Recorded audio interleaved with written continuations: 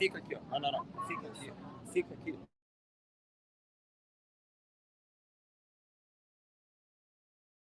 Ok. Vamos lá para tirar foto. Peraí, Otávio. Bom, nós estamos... Eu não sei se estamos ao vivo agora aqui. Nós estamos na frente do prédio das Nações Unidas, onde fica o escritório do embaixador brasileiro, que é o representante do governo brasileiro nas Nações Unidas, o embaixador Danese. Nesse momento, nós temos o deputado Marcel Van Hatten, temos o senador Girão, o senador Portinho, do Rio de Janeiro, e é uma comitiva de 4 parlamentares, mas, na verdade, esses parlamentares estão representando um grupo muito maior. E é um grupo de brasileiros aqui desde cedo. Nós temos caminhões adesivados, bonitos os caminhões. Ao senador Magno Malta também, que eu não citei. Nós já conversamos com esses parlamentares em algum momento um pouco mais cedo e houve oportunidade, inclusive, de trocarmos algumas ideias e fazermos algumas perguntas. Por exemplo, é válido a gente vir às Nações Unidas sabendo que, muitas das vezes, o próprio ambiente das Nações Unidas é um ambiente progressista, que, de certa forma, está mais alinhado até com o governo, e o próprio embaixador, representante, já foi um secretário da presidente Dilma Rousseff. Então, se pergunta, é válido esse esforço feito durante o recesso, todo esse deslocamento de brasileiros para cá? Mas eu creio que sim, porque há uma sinergia entre todos esses movimentos. Na semana que vem, por exemplo, haverá um outro movimento em Washington. Esse ajuntamento em Washington, inclusive, será possível ingressar dentro do Congresso, dentro do Capitólio. E eu falava com o Paulo Figueiredo, ele chegou aqui agora, eu vou retornar com ele aqui, com esse fundo aqui, verde, bonito aqui. Isso aqui é bom que é ambientalista. Isso, aí a gente fica reduz as emissões. Alinhado. Agora estamos ao vivo de novo com a TV Flórida. Vamos ver se a gente consegue terminar aquela nossa conversa. Me parece que eles cortaram o início. Eu sei que você já falou isso umas 10 vezes hoje. Mas... Então, nesse momento, enquanto infelizmente, né, só foi possível que o embaixador Danese recebesse somente os 4 parlamentares, né? Ele não queria nem receber, né? Por ele nem recebia, mas é que é obrigado, então ele tem que receber. Eu creio realmente, porque estava marcado para 10h45, depois ele mudou para meio-dia, aí depois só deixou subir só os parlamentares. Nós, inclusive, estávamos junto com a comitiva, mas convidados pelos parlamentares para participar e o embaixador vetou. Exato. Faz parte da vida. Faz parte. Mas a gente está aqui com o povo. Eu gosto mais de estar com o povo do que com o ex-secretário da Dilma. É verdade, e a gente teve essa interação fantástica.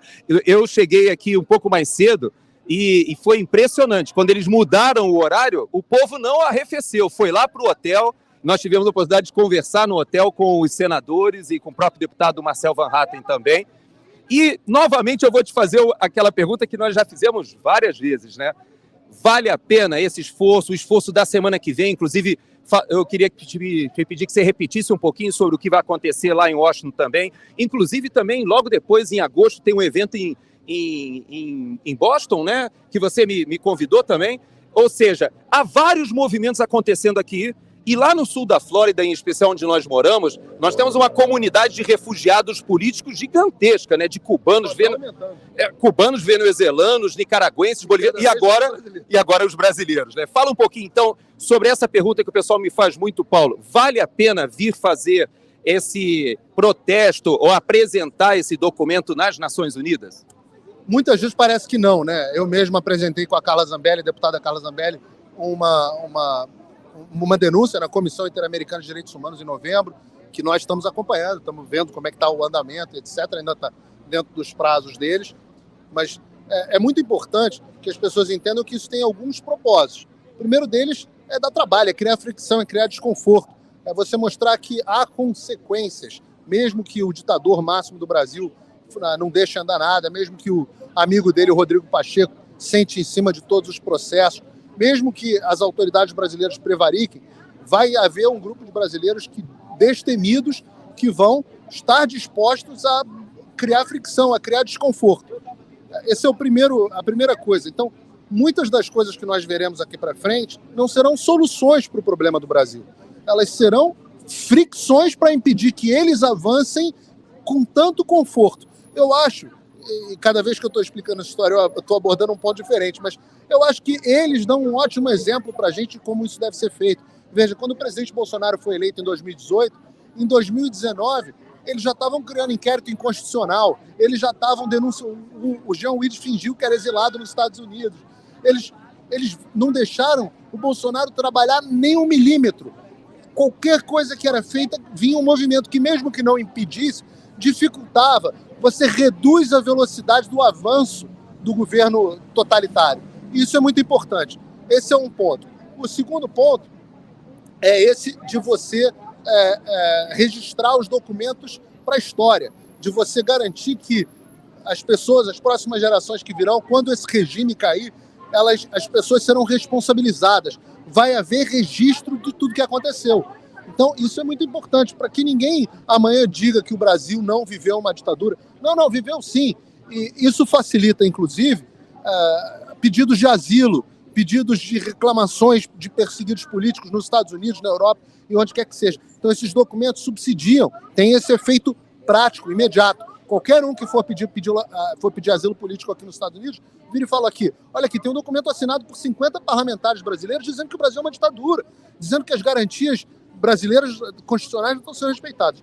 E, por último, conectado com esse tema, você tem a questão da conscientização da comunidade internacional, que é muito importante. A mesma comunidade internacional que garantiu a eleição duvidosa do Lula, ela precisa ser conscientizada do que se passa no Brasil, de que hoje o Brasil vive um regime ditatorial que vai muito além de Lula. É um regime do qual o Lula agora é parte integrante, mas que já começou a ser construído antes do próprio Lula. Então, esse processo de conscientização passa por iniciativas como essa semana. Estava na Heritage Foundation com Alan dos Santos, uma maior think tank conservador americano, explicando a ditadura do Brasil, um evento na Universidade da Flórida. Nós hoje estamos aqui na ONU. Na semana que vem estaremos, vou falar mais sobre isso, no Congresso dos Estados Unidos. Na semana seguinte, evento conservador brasileiro em Framingham, em Massachusetts, uma grande comunidade perto de Boston ali, uma grande comunidade brasileira. Em setembro, nós já temos outro evento, parece que vem um grupo de quase 10 parlamentares brasileiros, também ao Congresso dos Estados Unidos. Então nós vamos continuar conscientizando, e é um processo, ele é um processo. A mídia não vai nos ajudar, a mídia tradicional não vai nos ajudar, mas aos poucos isso já vem acontecendo. O Brasil, já há percepção internacional de que as coisas não vão bem no Brasil. Algumas pessoas de esquerda não se importam, mas sabem.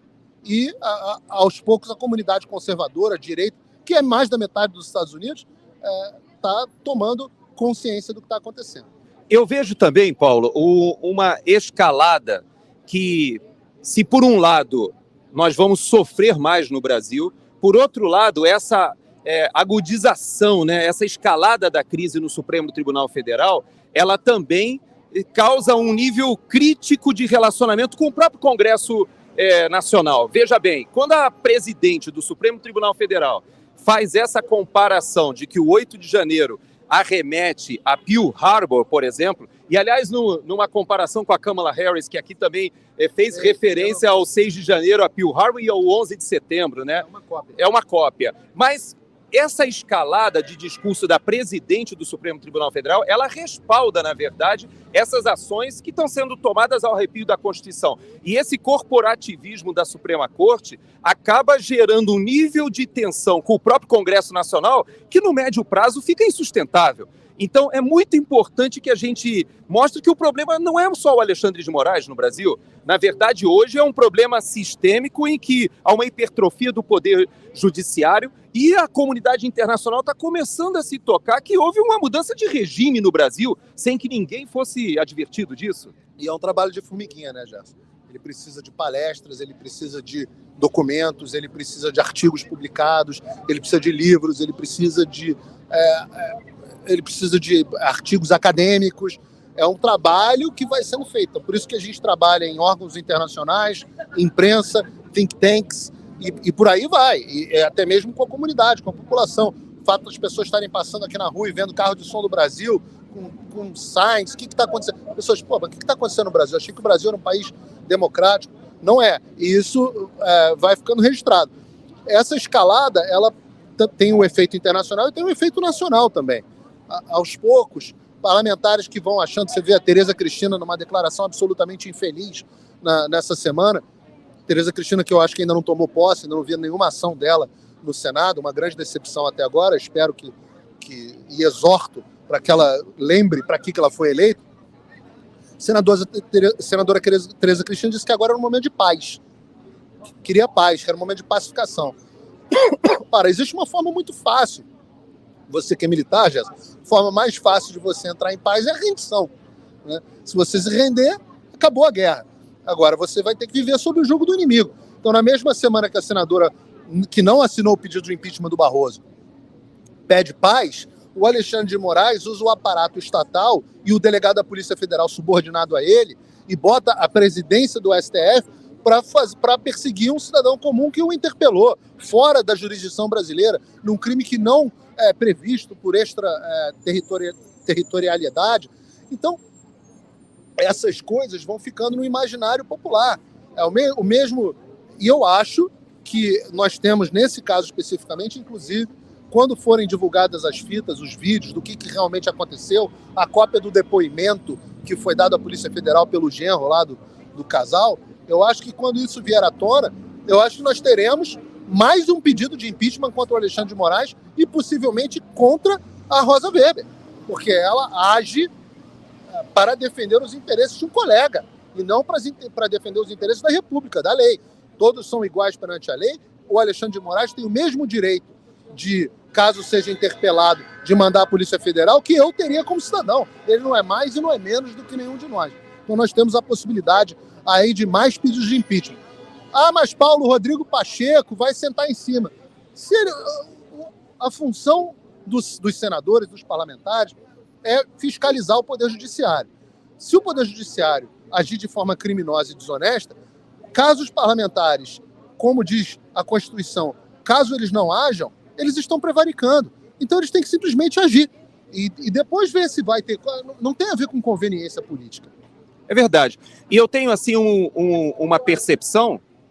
Eu tenho uma percepção que demonstra, pelo menos, que quando ela remete a Pearl Harbor, de certa forma, nem que seja no inconsciente dela, ela está dizendo que a reação americana, por exemplo, ao ataque japonês, que foi Hiroshima e Nagasaki, né, que você faz uma reação gigantesca que mata milhares de pessoas, eu acho que ela estabelece um certo paralelismo entre essas 1.500 pessoas hoje que estão desumanizadas, né, e ela entende que o ataque japonês ao povo americano, ela estabelece um paralelismo com esse ataque de 8 de janeiro, em que ela acha que o Estado tem que ser defendido.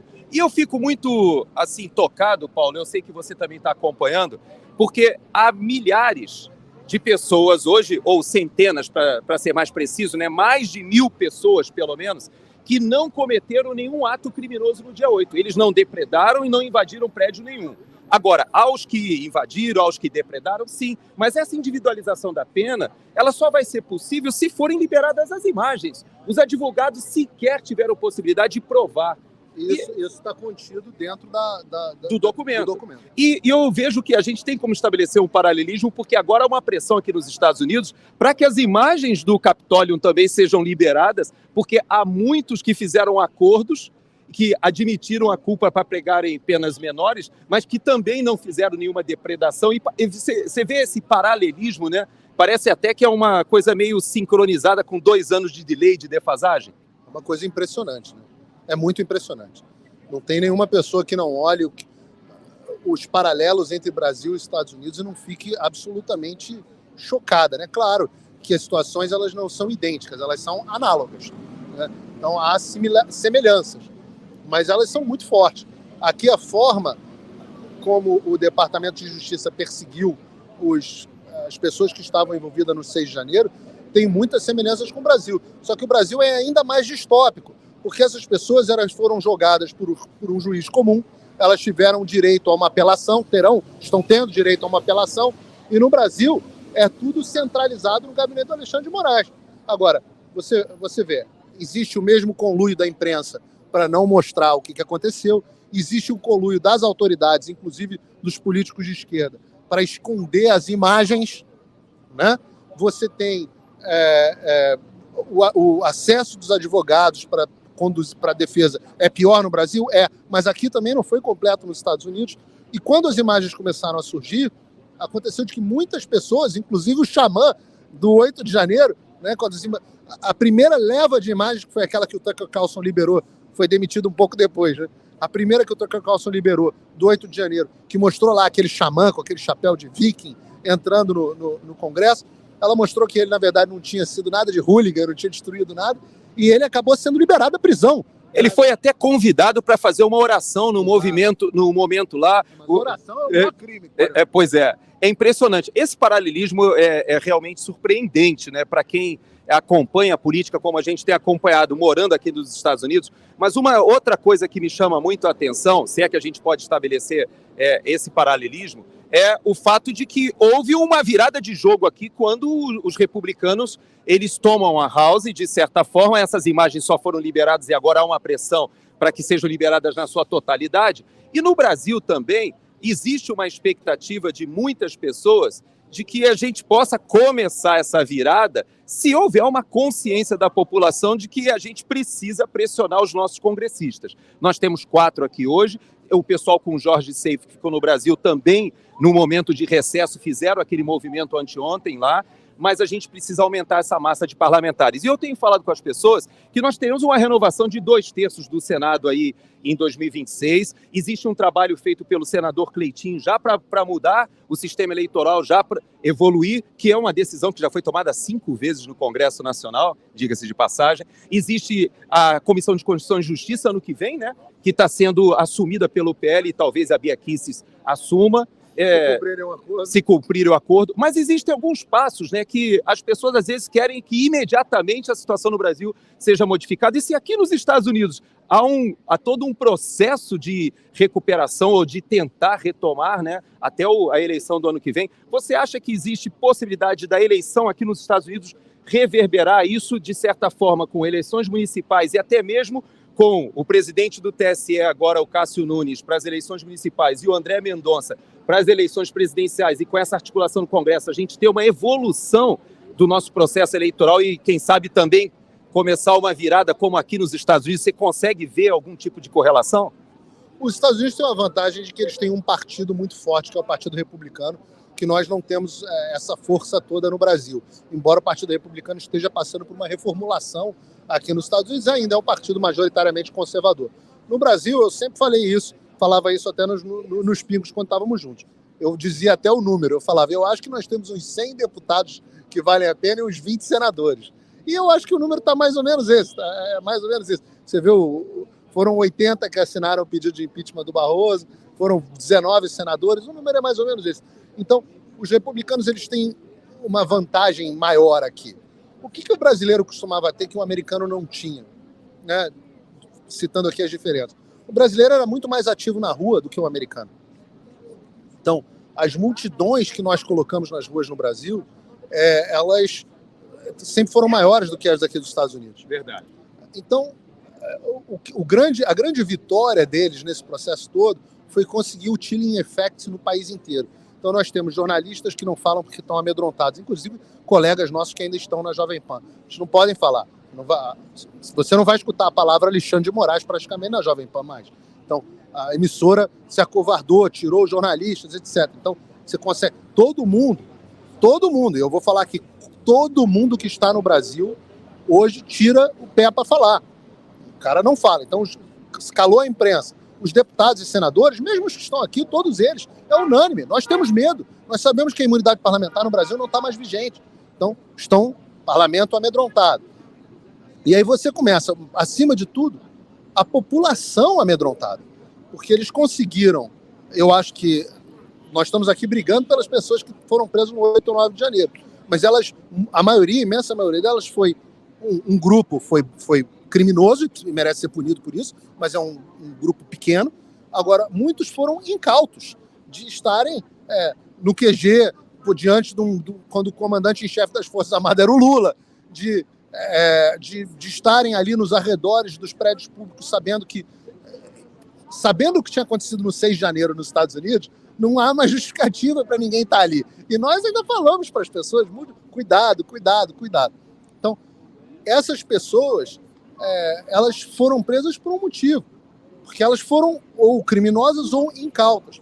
Nunca ninguém foi preso na Avenida Paulista, nunca ninguém foi preso na Praia de Copacabana, nunca ninguém foi preso nas inúmeras manifestações que aconteceram no Brasil. Então as pessoas precisam também ter um pouco de coragem, ter um pouco de fortaleza para voltarem sim aí às ruas.